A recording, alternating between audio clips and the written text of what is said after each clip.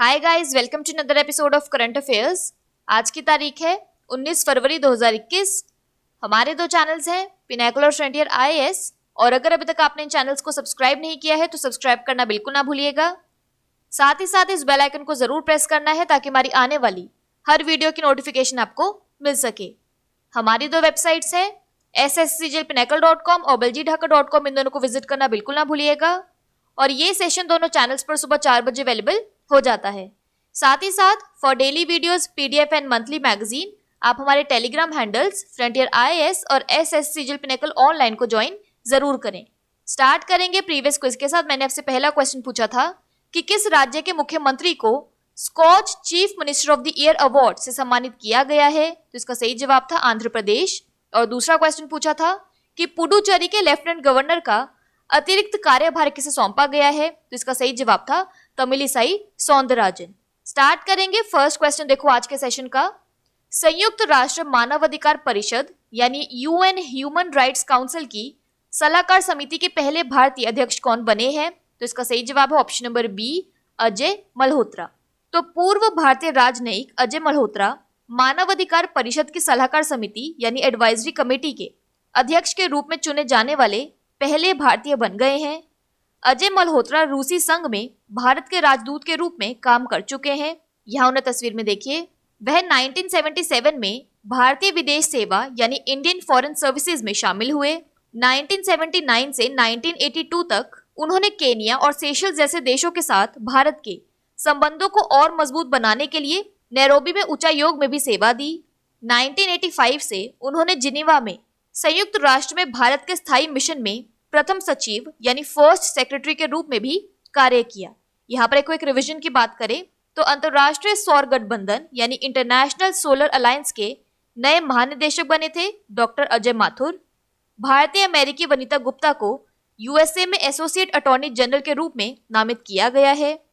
भारतीय विकास अर्थशास्त्री जयति घोष को संयुक्त राष्ट्र द्वारा एक उच्च स्तरीय सलाहकार बोर्ड यानी हाई लेवल एडवाइजरी बोर्ड द्वारा नियुक्त 20 प्रमुख हस्तियों में शामिल किया गया है।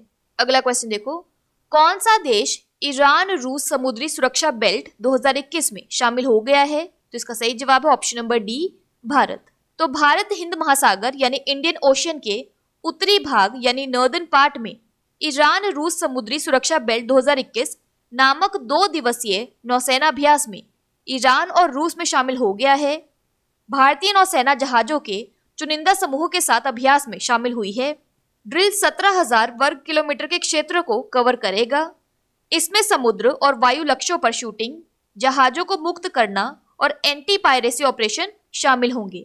यहाँ पर एक रिवीजन की बात करें तो एक्सरसाइज डेजर्ट नाइट 21 इंडिया और फ्रांस के बीच जोधपुर राजस्थान में जनवरी 20, 2021 को आयोजित किया गया था। बात करें यहाँ पर ईरान की तो इसकी कैपिटल है तेहरान और करेंसी है रियाल।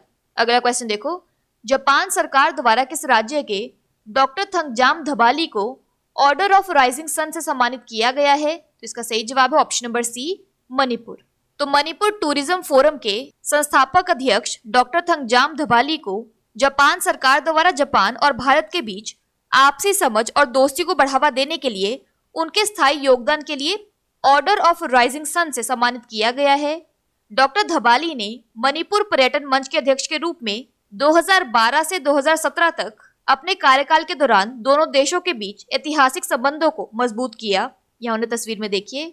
डॉक्टर थंगजाम को औपचारिक रूप से इम्फाल में order of the rising sun gold and silver range award से सम्मानित किया गया। भारत में जापान के राजदूत हैं सुजुकी सातोशी। यहाँ पर एक रिवीजन की बात करें तो पद्म विभूषण पुरस्कार 2021 पाने वालों की सूची में किस देश के पूर्व प्रधानमंत्री का नाम शामिल है, तो इसका सही जवाब था जापान। बात करें यहाँ पर जापान की तो इसकी कैपिटल है टोक्यो और करेंसी है येन। नेक्स्ट क्वेश्चन है, प्राथमिक शहरी सहकारी बैंकों यानी प्राइमरी अर्बन कोऑपरेटिव बैंक्स के विनियमन के लिए नवगठित आरबीआई समिति का प्रमुख कौन होगा, तो इसका सही जवाब है option number B, N S Viswanathan. तो भारतीय रिजर्व बैंक आरबीआई ने प्राथमिक शहरी सहकारी बैंकों के विनियमन पर एक विशेषज्ञ समिति के गठन की घोषणा की है। 8 सदस्यीय समिति की अध्यक्षता आरबीआई के पूर्व डिप्टी गवर्नर एनएस विश्वनाथन करेंगे। यह समिति शहरी सहकारी बैंकों के तेजी से पुनर्वास और समाधान यानी रिहैबिलिटेशन और सॉल्यूशंस के लिए प्रभावी उपाय सुझाएगी और क्षेत्र के समेकन की क्षमता यानी कंसोलिडेशन एबिलिटी का आकलन करेगी। यह उन्हें तस्वीर में देखिए।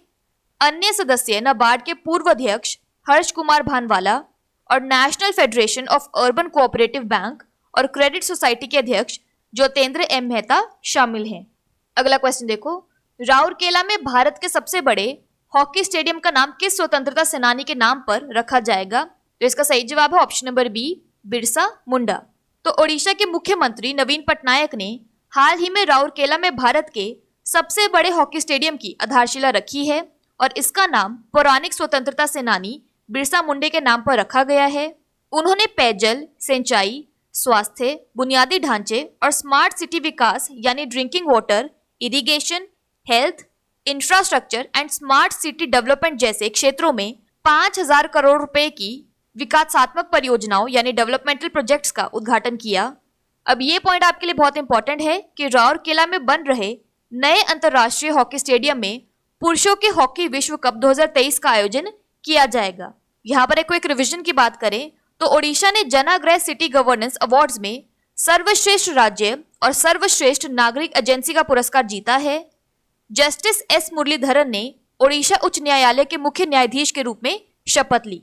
नेक्स्ट क्वेश्चन देखो, कांग्रेस के किस वरिष्ठ नेता और पूर्व केंद्रीय पेट्रोलियम और प्राकृतिक गैस मंत्री जिनका हाल ही में निधन हो गया?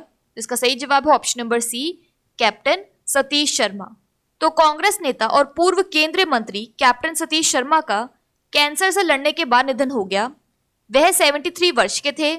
वह नरसिम्हा राव सरकार में 1993 से 1996 तक केंद्रीय पेट्रोलियम और प्राकृतिक गैस मंत्री यानी union minister of petroleum and natural gas थे। यह उन्हें तस्वीर में देखिए।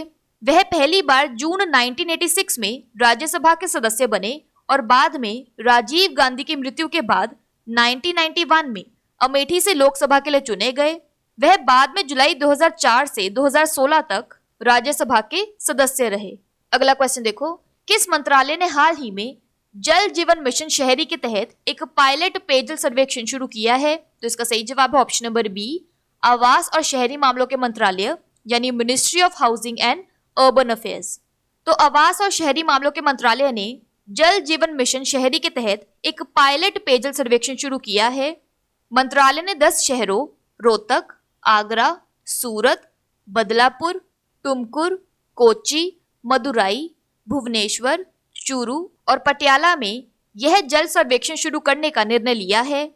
जल जीवन मिशन शहरी का लक्ष्य सभी 4,378 वैधानिक शहरों के साथ साथ 500 अमृत शहरों में सीवेज प्रबंधन के लिए पानी की आपूर्ति का सार्वभौमिक कवरेज बनाना है।